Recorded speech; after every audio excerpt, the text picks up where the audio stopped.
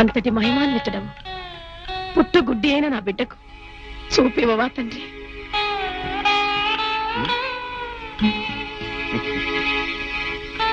అమ్మా, నీ పుత్రుడు పూర్వజన్మాన భార్య కనుగుడ్లు పెరకి కసాయిగా ప్రవర్తించాడు. ఆ బాధ భరించి కూడా పరమసాధ్వి అయిన ఆ ఇల్లాలు మరుజన్మలోనైనా తన భర్త ఉత్తముల గర్భాన జన్మించాలని కోరుకొని కన్ను మూసింది. ఆమె వాక్శుద్ధితో ఈతడు నీ గర్భాన జన్మించాడు. అవశ్యం అనుభోక్తవ్యం కృతం కర్మ శుభాశుభం. ఆ కర్మ నేటితో తీరి నీ బిడ్డకు కంటిచూపు వస్తుంది. హరి